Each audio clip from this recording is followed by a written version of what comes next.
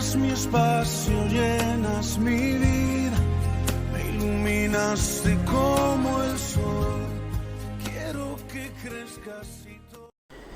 Bien, pues vamos a seguir con la lección número 2 de Escuela de Discipulado, los fundamentos básicos de la vida cristiana, aquellos fundamentos que son necesarios para que una iglesia funcione en el orden que Dios quiere que funcione, que es haciendo discípulos, siendo discípulos primeramente, para hacer discípulos a los demás. Hemos estudiado de esta lección hasta ahora, hemos estudiado por qué el discipulado y por qué de su importancia. Vimos también las razones del costo del discipulado y también la semana pasada estuvimos hablando sobre la necesidad de la madurez y el crecimiento espiritual. Vimos 7 señales de esa madurez espiritual que aunque no las voy a explicar porque ya se explicaron la semana pasada, las quiero enumerar para hacer un poco de recuerdo. Dice que ser fructíferos es nuestro servicio para Dios. Una de las razones de las señales de madurez espiritual es que demos fruto. Otra es una actitud de humildad. El discípulo tiene que ser humilde y tiene que tener la voluntad de servir siempre a los demás. Estar dispuesto a servir, que es lo que nos enseñó Jesucristo, a no ser servidos sino a servir. También un nivel de excelencia en nuestra vida en general. La vida de un discípulo no puede ser igual a cualquiera. Tiene que haber una exigencia de uno mismo a la excelencia, hacer las cosas con la excelencia que el Señor se merece. O sea, no hacerlas bien, no hacerlas mejor, hacerlas con excelencia, que es el grado máximo. También debe haber una relación. La señal es que se nota que hay una relación cercana a Jesucristo. También un caminar, digamos, estable, consecuente y santo ante Dios y los hombres. O sea, no basta con decir que vives en santidad, tienes que demostrarlo a Dios, que a Dios recordemos que no le podemos engañar, Él sabe si realmente vivimos en santidad o no, pero también debemos demostrarlo a las personas que nos rodean. Y por último, un conocimiento. Una de las señales es un conocimiento sólido de la palabra de Dios, y como resultado de ese conocimiento tenemos discernimiento, sabemos distinguir la verdad de la casi verdad, como yo suelo decir, porque es fácil distinguir la verdad de la mentira. Lo que nos da una señal de que hemos sido bien discipulados, que somos buenos discípulos, es que nadie nos engañe, por muy poca que sea la levadura o la falsa enseñanza que alguien quiera introducir en la palabra de Dios. ¿Me entendéis, no? Hoy vamos a estudiar sobre la necesidad. O sea, hemos visto que es necesario que un buen discípulo madure, pero vamos a estudiar los motivos de esa madurez espiritual y las consecuencias que traerá esa madurez. Primero, el crecimiento debe estar enfocado en la vida de todo cristiano, de todo creyente, de todo buen discípulo. Su vida tiene que estar enfocada a imitar a Jesucristo, a cada día parecerse más a Jesucristo. Esa debe ser la madurez que debemos adquirir, la madurez de Cristo, pensar como Cristo piensa, hacer lo que Cristo quiere que hagamos y servirle como Él dice que hay que servirle, no como nosotros queramos o pensemos que hay que hacerlo, sino como Él nos exige. Un buen discípulo crece de acuerdo al carácter y la formación de Cristo, intenta por todos los medios imitar a Jesucristo, y esto es lo que la Biblia enseña, que debemos imitar a Jesucristo en todo. Y para eso Jesucristo instituyó ciertos órganos, ciertos ministerios en la Iglesia, precisamente para esa madurez, para ese crecimiento. Lo leemos en el libro de Efesios, capítulo 4, a partir del verso 11, donde dice Pablo: y Él mismo, o sea, se refiere a Jesucristo, constituyó a unos apóstoles, a otros profetas, a otros evangelistas, a otros pastores y maestros, ¿Con qué propósito? ¿Con qué fin? Versículo 12. A fin de perfeccionar a los santos, a los que han sido llamados a vivir en santidad, aquellos que han aceptado a Jesucristo como Señor y Salvador, esos son los santos.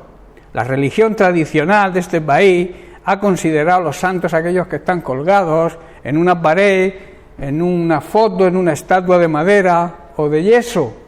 Pero los santos son aquellos que viven en santidad, son aquellos que Jesucristo pagó un precio para su santificación y como consecuencia de eso, el buen discípulo vive en santidad y se le llama santo.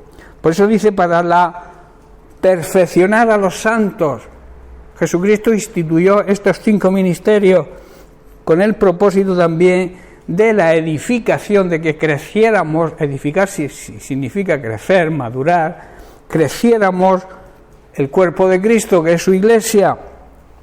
Versículo 13, ¿hasta cuándo ese crecimiento?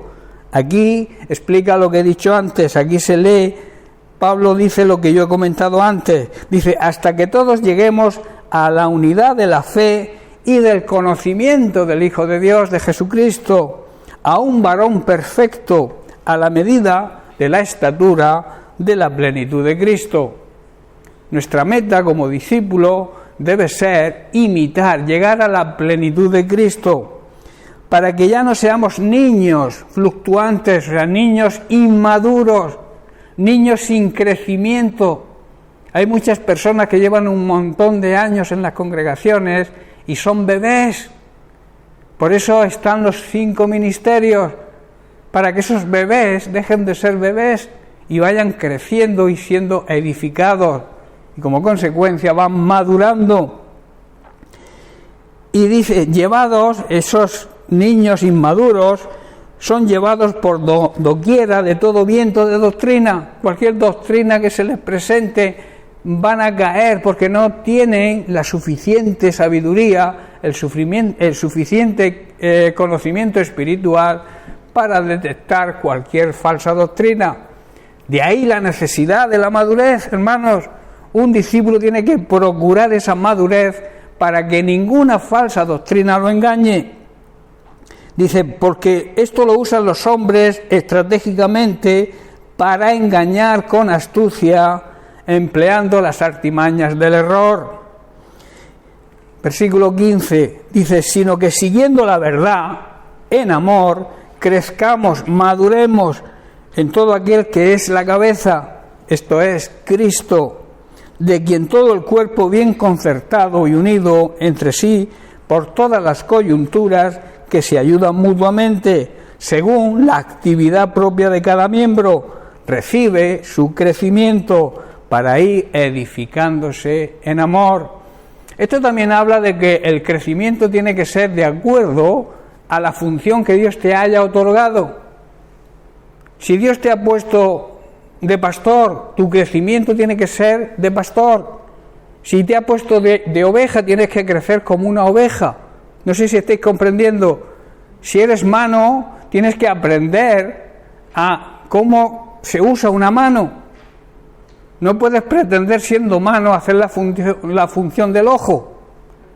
Cada uno debe crecer en aquel lugar donde el Señor lo ha puesto. Si eres ojo, actúa como ojo. Si eres nariz, actúa como nariz. Si eres pie, actúa como pie. Cada uno tiene su función y debe crecer de acuerdo a esa función, pero siempre, claro, como dice Pablo, todo en amor. Los 5 ministerios, aunque algunas sectas declaran lo contrario, siguen todos hoy vigentes.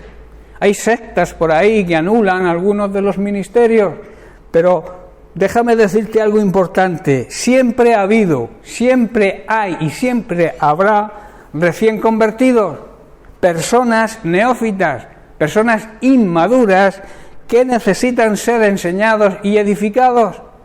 Por eso los 5 ministerios están vigentes todos, hasta el día en que venga lo perfecto, que quiere decir hasta que venga Jesucristo en su segunda venida para arrebatar a su iglesia. Hay quien dice, para defender su teoría, que lo perfecto es cuando se compuso el canon de la Biblia. Pero no entienden que lo perfecto, cuando la Biblia habla de lo perfecto, cuando venga lo perfecto, se está refiriendo a Jesucristo y a su vuelta prometida en su segunda venida. O sea que cuando venga Jesucristo, sí cesará todo, porque ya no hará falta, ¿verdad? Cuando nos vayamos con el Señor, ¿para qué vamos a necesitar a los pastores si tenemos al pastor de los pastores? O a algún maestro, algún evangelista, si ya estamos evangelizados y estamos gozándonos en el Señor, no hará falta. Pero mientras que estemos aquí en esta tierra y haya personas nuevas y neófitas, se necesitan los 5 ministerios. Amén. También sin madurez no puede haber liderazgo, y los líderes son necesarios para que la iglesia crezca. Si no hay, digamos, cabeza, ¿cómo va a crecer el cuerpo? El cuerpo crece unánime, unido a la cabeza. Y cuando no hay cabeza, ¿qué le ocurre al cuerpo? Es un caos, está muerto. Cuando no hay liderazgo en una empresa, cuando no hay líderes en cualquier organización, ¿qué ocurre? Que hay un caos, no hay autoridad. Y la autoridad es muy necesaria en todos los ámbitos de la vida, pero también en la iglesia. Hace falta la autoridad para que todo funcione en el orden que Dios marca. Y eso lo sabe un buen discípulo y por eso lo hace. Mirad qué dice Primera de Pedro, capítulo 5, versículos del 1 al 3. Porque dice que los líderes son los pastores del rebaño de Dios, los que participan de dar el pasto necesario para el crecimiento del rebaño del Señor. Primera de Pedro 5, verso 1. Ruego a los ancianos, os recuerdo, y si no lo sabéis, anciano en la Biblia es como pastor. Los ancianos y los pastores es la misma palabra. Ruego a los pastores, a los ancianos que están entre vosotros, dice, yo también, anciano, pastor, como ellos, y testigo también de los padecimientos de Cristo, que soy también participante de la gloria que será revelada. Y luego dice, y aconseja y ordena, apacentad la grey de Dios, apacentar el trabajo, la mies, los campos preparados para la siega. Debéis apacentarlos, debéis cuidarlos. Esa grey de Dios que está entre vosotros, esa grey, la congregación que Dios ha puesto a nuestro cargo. Y cuidarla como se merece, no por fuerza, sino voluntariamente, no por ganancia deshonesta, sino con ánimo pronto, no como teniendo señorío sobre los que están a vuestro cuidado, sino siendo ejemplos de la grey. En otras palabras, y ahora les traigo una palabra. Vosotros, los ancianos en las iglesias, también de la misma manera que yo soy anciano y os he dado ejemplo, le está diciendo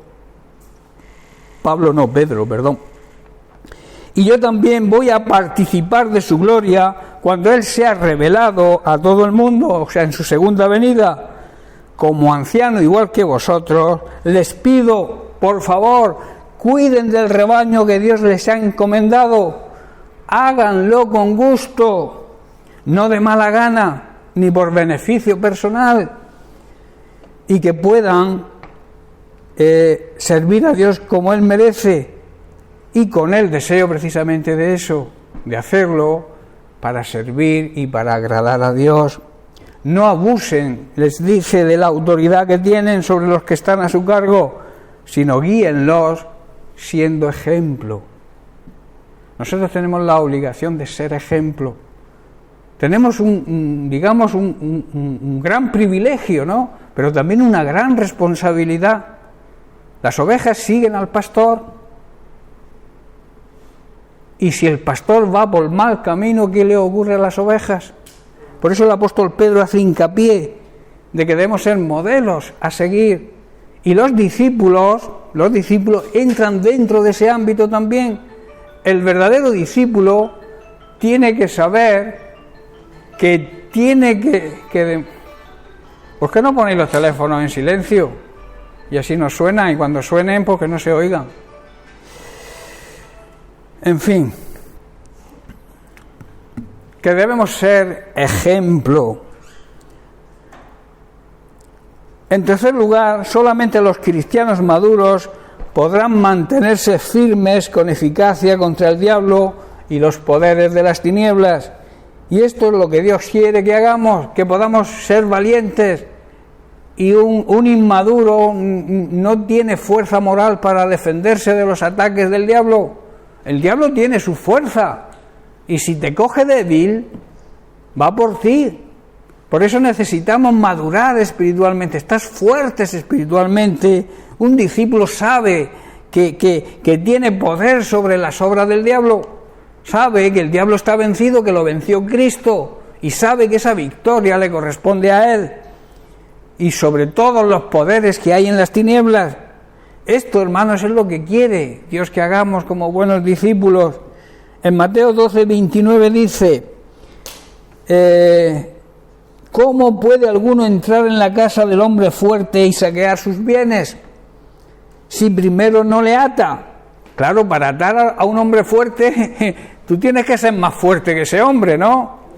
Tú no puedes atar a alguien si tú estás débil. Tú no puedes defender tu fe si no conoces la palabra de Dios, si no has madurado en la palabra de Dios. No vas a poder afrontar cualquier ataque que te venga del reino de las tinieblas. Y a veces el reino de las tinieblas viene, el diablo utiliza a personas que son quizá tu familia, tus vecinos, tus compañeros de trabajo, para que se enfrenten contigo. Y si tú no has madurado espiritualmente porque no has querido ser un buen discípulo, te has limitado a practicar una religión, pues cuando te lleguen esas oportunidades, esos ataques del enemigo, no vas a poder superarlo. De ahí la necesidad de la madurez, de que crezcamos espiritualmente. ¿Quién tiene suficiente poder para entrar en la casa de un hombre fuerte, atarlo y saquear sus bienes? ¿Quién tiene fuerza? Aquel que es más fuerte. Si eres más débil, es imposible. Cuando entres, te da dos puñetazos y te deja cao. Espiritualmente ocurre eso. Si no estamos bien seguros, si no estamos bien preparados, si no hemos madurado espiritualmente, cuando nos enfrentemos a ese hombre fuerte, nos va a vencer seguro. Por eso la madurez espiritual produce fuerza para poder vencer cualquier ataque de Satanás y sus huestes, esas huestes que reinan en el mundo de las tinieblas. Solamente los cristianos maduros tienen un impacto que dura para Dios en este mundo actual. El cristiano maduro va a poder impactar en la sociedad en que vivimos. El cristiano o el discípulo inmaduro difícilmente va a impactar. ¿Estáis entendiendo? Cuando la gente vea que somos atacados y nos mantenemos firmes en nuestra fe, nos mantenemos firmes en lo que creemos, porque como yo suelo decir, y no lo digo yo, lo dice Pablo también, el cristiano vive por lo que cree, no por lo que ve. El creyente anda por fe, no por vista. De ahí la importancia de la madurez. Un discípulo inmaduro andará por vista. Será como Tomás. Tomás fue uno de los discípulos de Jesús, pero demostró su inmadurez cuando le dijeron los otros discípulos que habían visto a Jesús resucitado, y él dijo: si no veo las llagas de los clavos en sus manos y en sus pies y en su costado, no creo.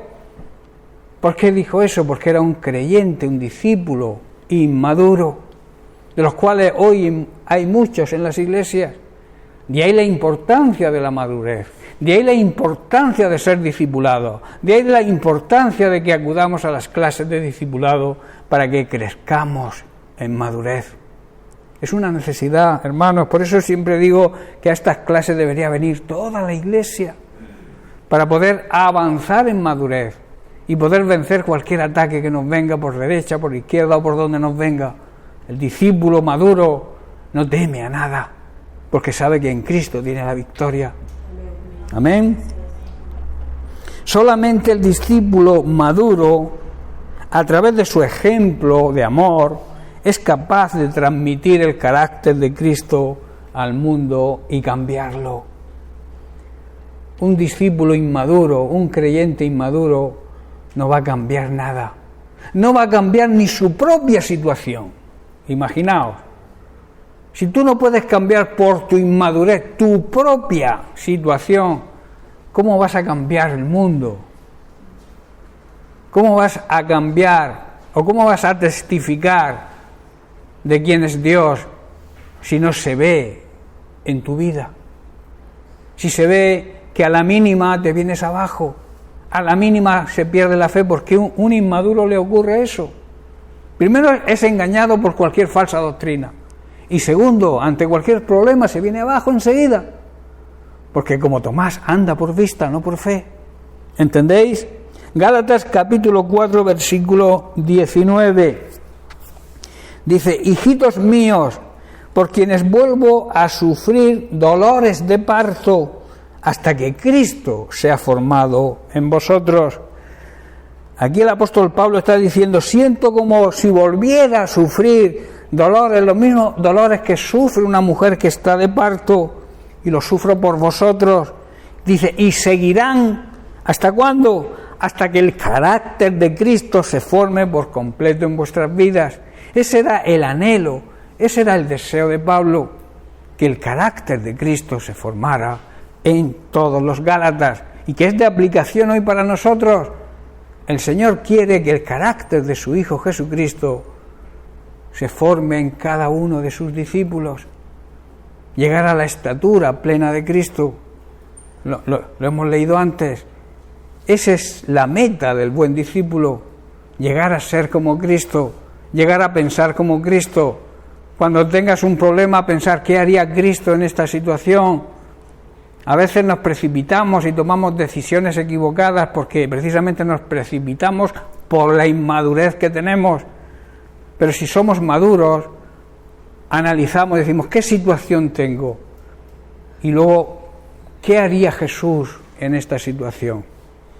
Eso demuestra que el carácter de Cristo se está formando en ti, cuando tomas la decisión de hacer lo que Cristo haría, no lo que tú decidas por tu ímpetu, por tu falta de paciencia a veces, por no saber esperar el tiempo del Señor. Nos equivocamos muchas veces.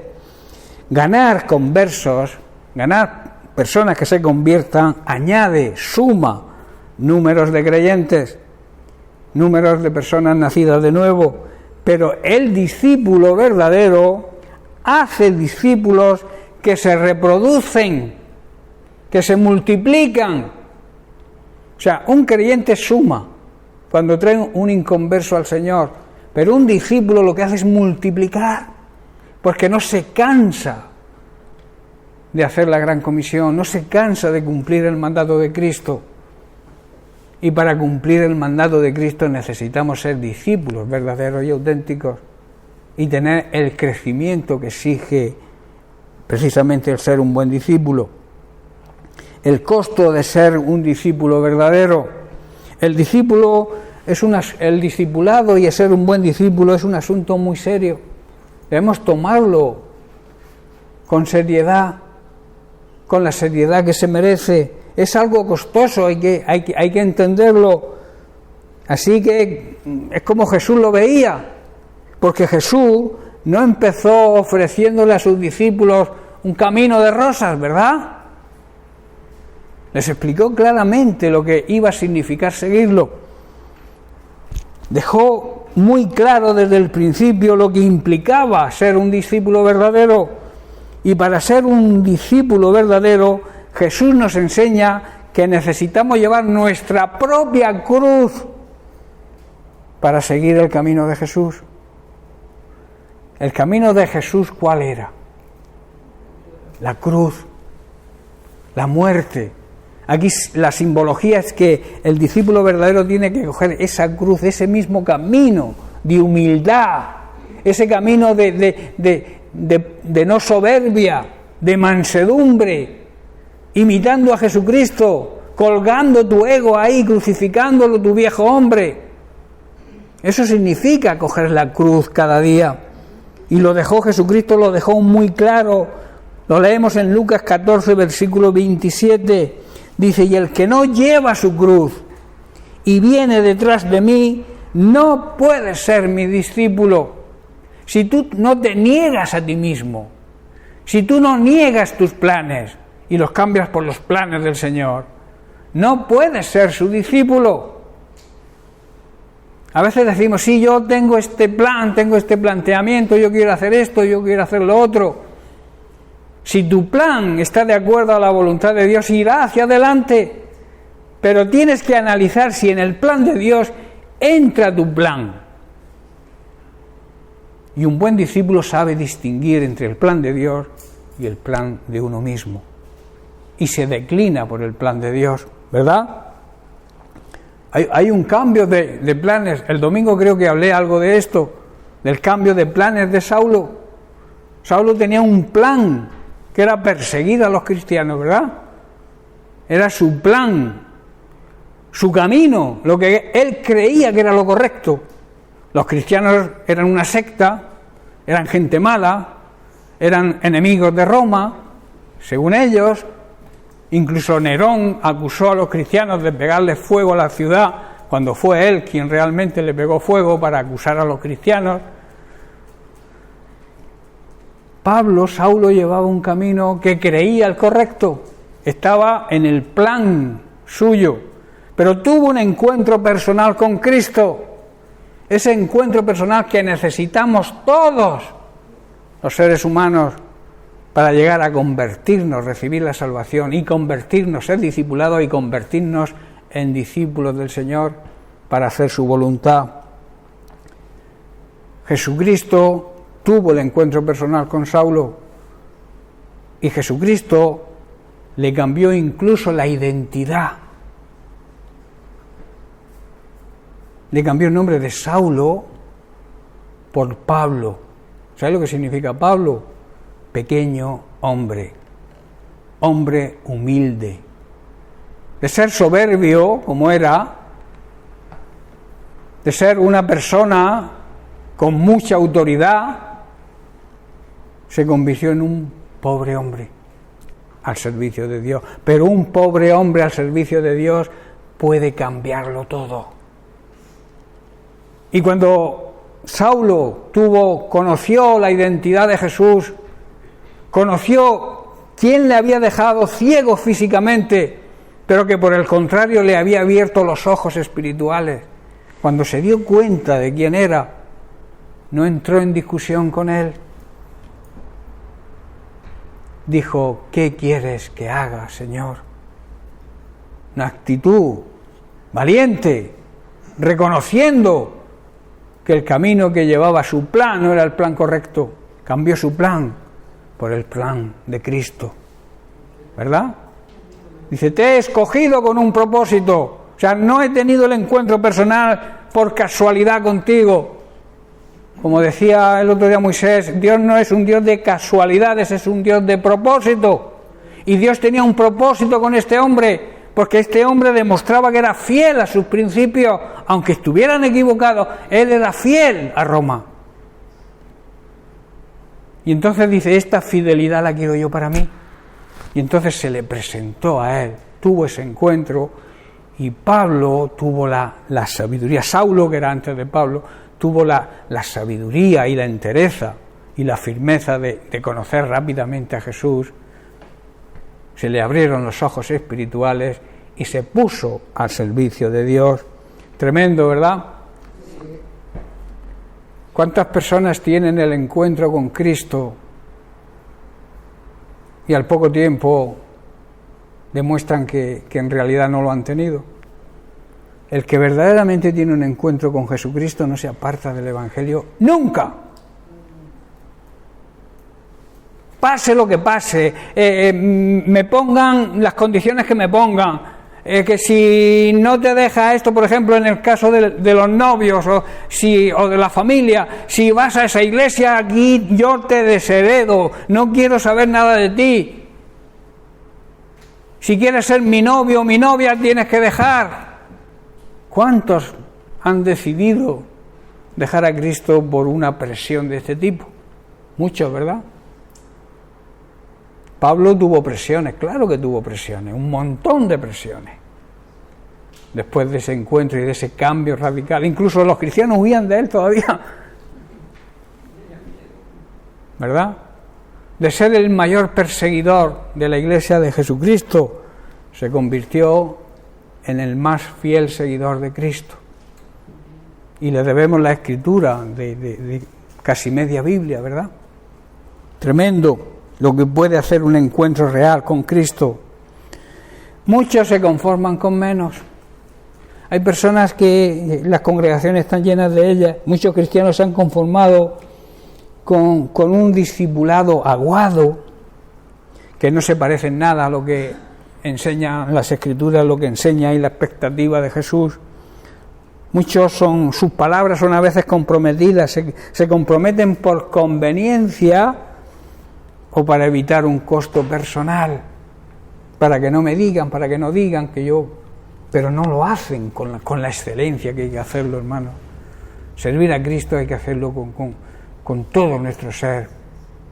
Amar al Señor, dice Dios, como hay que amarlo, ¿verdad? Con toda nuestra mente, nuestro cuerpo, nuestro espíritu, nuestra alma, nuestra fuerza. Así es como hay que amar. Y amar significa también servirlo, porque el que ama de verdad a Jesús, el que ama de verdad a Dios, le sirve con la excelencia que se merece. Como resultado, muchos creyentes, entre comillas, dejan de ser los testigos que Dios quiere que sean. Dejan de dar el testimonio que el Señor les exige. Y nos lo exige con pruebas, ¿no? O sea, Él ha hecho cosas por nosotros que nos puede exigir cosas. Él lo ha dado todo por nosotros. Y lo menos que le debemos es obediencia. Él quiere que hagas las cosas como Él quiere. Si tú no has de trabajar para el Señor con excelencia, si lo vas a hacer como esforzado, como que te obligan, no lo hagas. Porque Dios conoce lo que hay en tu corazón. Dios sabe las cosas por qué las haces, con qué motivación las haces. Y Él sabe si tu motivación de servir al Señor es con el amor que le tenemos a Él. Y como consecuencia amamos lo que Él ama, que es a toda la creación. A esas personas que mueren y se van al infierno porque nadie les ha hablado de Cristo. Eso tiene una palabra: egoísmo. Me salvo yo por los demás que corran. Un buen discípulo no piensa así. Una persona, un creyente que ha sido bien discipulado, se ha dejado discipular y acepta el discipulado, da la vida por los demás, como Jesús lo hizo, ¿verdad? Dio la vida por nosotros, que éramos sus enemigos, porque todo el que vive en pecado es enemigo de Dios, aunque venga a la iglesia.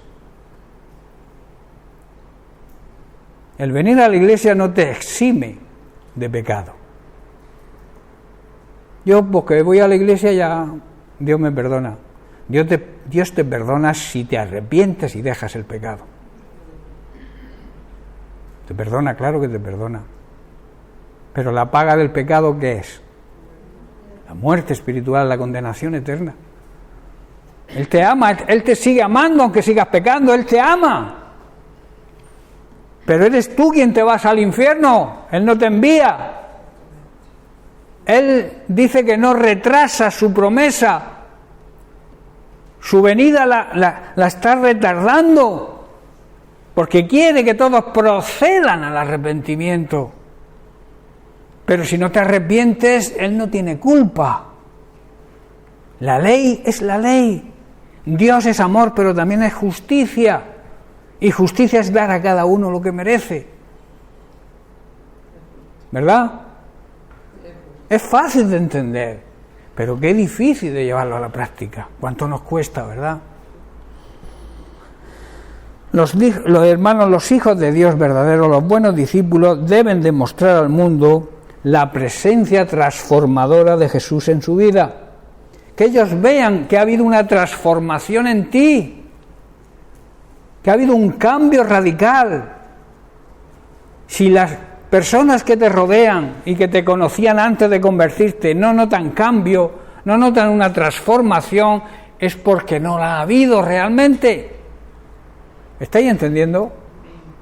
Los demás van a ver esa transformación, porque aunque la transformación es algo interior, también se refleja en lo exterior.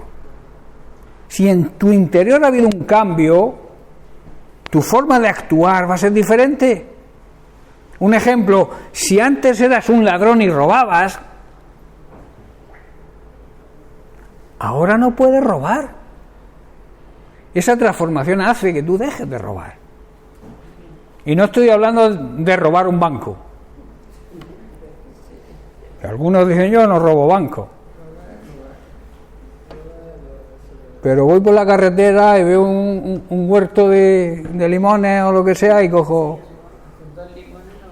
¿Los limones son tuyos? Pues si no son tuyos y los coges, los robas. Yo tenía un creyente que lo tenía yo trabajando en mi empresa y todas las mañanas llegaba con una bolsa de higo, ahora en el verano,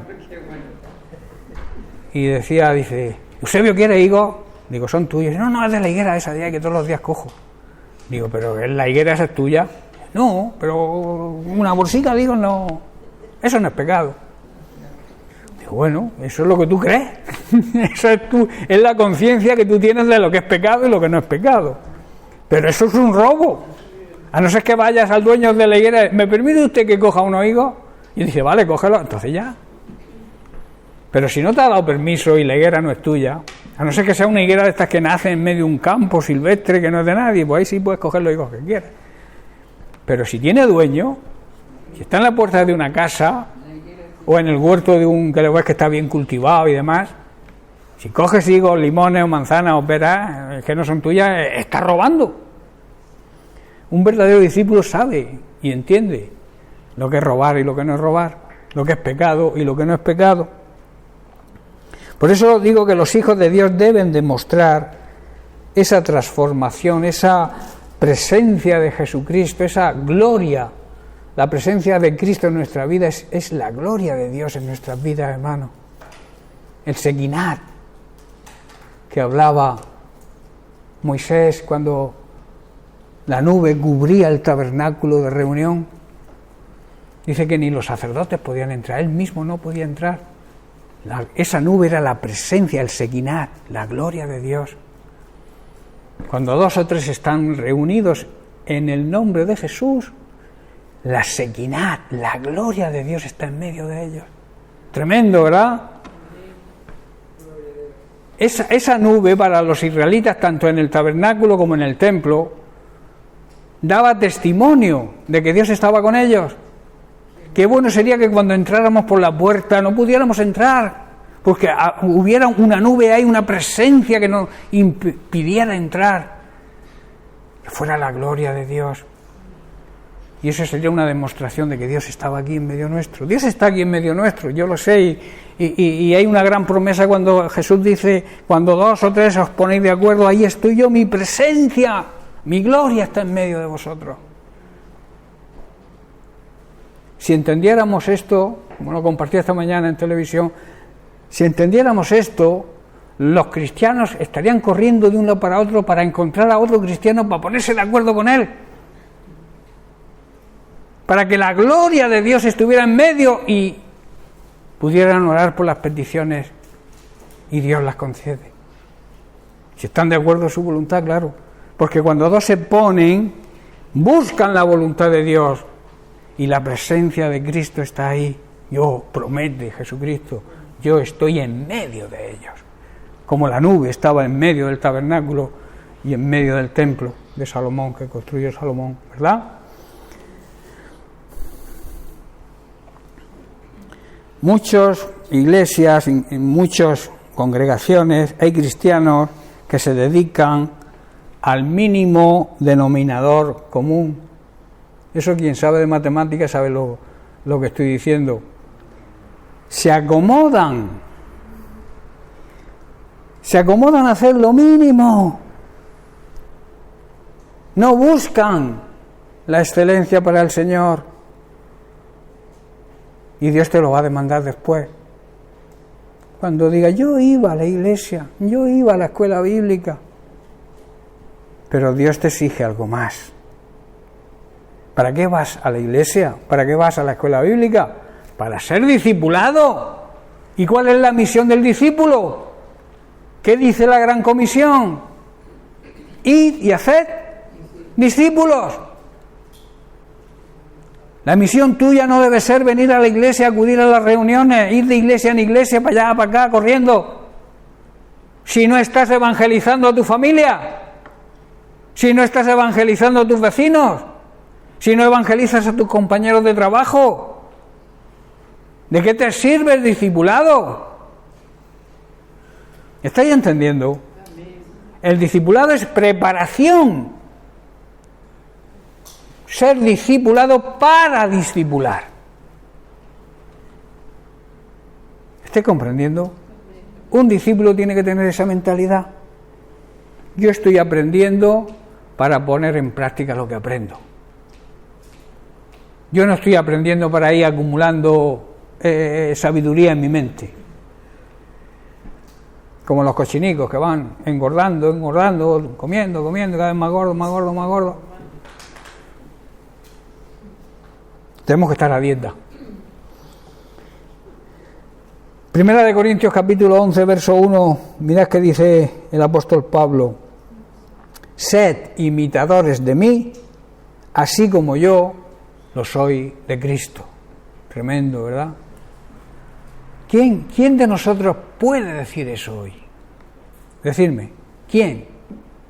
¿Quién puede decirle a alguien, imítame a mí, porque yo estoy imitando a Cristo? ¿Estás llevando tu cruz como la llevó Él? ¿Estás dispuesto a morir como Él murió? Dios no prometió, como he dicho antes, un camino de rosas para los creyentes ni los discípulos, pero también les prometió su gloria, su presencia en medio nuestro siempre. ¿Para qué está su presencia? Para ayudarnos, para aconsejarnos, para guiarnos a través del Espíritu Santo. No desprecies la gloria de Dios. No desprecies la presencia de Dios en tu vida. Búscala. Anhélala. Siéntete feliz y dichoso cuando te reúnes con los hermanos, cuando te congregas con los hermanos, porque la promesa está ahí. Disfruta cuando te congregas. Busca hermanos. Si tienes un problema, hermano, yo quiero ponerme de acuerdo contigo y tú te pongas de acuerdo conmigo para esta situación. Eso es lo que el Señor aconseja. Porque Él promete, donde hay dos, y esto va también enfocado al matrimonio, ¿cuántos problemas se solucionarían en las familias cristianas de hoy en día si los esposos se pusieran de acuerdo y oraran juntos por la situación familiar? ¿Cuánto se solucionaría? Pero no nos entra en la cabeza, cada uno va por libre. Hay matrimonios que no se hablan en toda la semana. Y si no se hablan, se guasean, ahora se guasean. Cariño, tráeme la zapatilla, y le manda un WhatsApp, el cariño está en la cocina. Y él está en el... Por favor. Vuelvo a repetir, si entendiéramos los matrimonios cristianos, los problemas que se solucionarían si nos pusiéramos de acuerdo, el esposo con la esposa y la esposa con el esposo, lo haríamos todos los días, hermanos, porque hay una necesidad de orar por nuestros hijos cada día. Nuestros hijos continuamente están en peligro, y más en la época que nos ha tocado vivir, con tanta ideología, con tanto cambio de sexo, con tanta porquería. con tanta falta de ética y de moral. Se cumple lo del profeta Isaías, en estos tiempos se está cumpliendo, pero con más fuerza que nunca. Dice, hay aquellos que llaman a lo malo bueno y a lo bueno malo. Es lo que está ocurriendo, salvo excepciones. A nosotros nos consideran generadores de odio, porque defendemos la verdad de Cristo, defendemos la palabra de Dios, defendemos la familia, defendemos el hogar, los hijos, el matrimonio que Dios manda, porque el matrimonio lo instituyó el mismo Dios. El matrimonio no es algo que el hombre ha creado, lo ha creado Dios. Y puesto que lo ha creado Dios, Dios pone las normas, no nosotros. Pero el hombre es tan necio, las tendencias, las nuevas ideologías están haciendo que nuestros jóvenes pierdan hasta la identidad, no sepan lo que son. Ahora no hay que decirle a alguien que vas a tener niño o niña, pues no lo sé, lo que él decida. Ya veremos lo que decide la criatura. Hasta eso hemos llegado, hermano, tremendo. Y las criaturicas pues ahí están, perdiendo su identidad, lo peor, o sea, ya lo dijo Jesús, aquellos que escandalicen a uno de estos mis pequeños, más vale que si pusiera una rueda de molino en el cuello y se tirara al fondo del mar. Pues eso lo están haciendo con nuestros hijos, hermanos, con nuestros nietos. Y tenemos que estar ojo a visor, porque nos los cambian, nos los pervierten. Y encima, si no lo aceptamos, somos los malos nosotros. Porque no aceptamos que a nuestro hijo le enseñen a masturbarse a los 5 años. Como decía una del gobierno andaluz, no sé de qué partido, porque decía que los niños tienen que aprender a hacer el amor con ellos mismos, que es con quien mejor se conocen. Había que enseñarlos a masturbarse, hermano. ¿Hasta dónde llega la depravación ya hoy en día, metiéndose con la inocencia de un niño? Pervirtiendo a las criaturas con 5 años, hermano. Tremendo, tremendo. Yo no lo puedo entender, pero hemos llegado a esos límites. Pero la iglesia verdadera, el discípulo verdadero tiene que levantarse contra todo eso y no aceptarlo. Y si a tu niño le quieren enseñar eso, sácalo del colegio. No permitas que a tu hijo le ensucien la conciencia con tanta falsa ideología. A mí me da lástima los niños que nacen en esta época, todos los pequeñicos, los veo y me da un sentir. Digo, si nacen en una familia cristiana verdadera, medio. Pero como nazcan en familias mundanas, familias que viven con las modernidades, con el progresismo, menudo progresismo. Estamos volviendo atrás a la época de Sodoma y Gomorra en vez de progresar.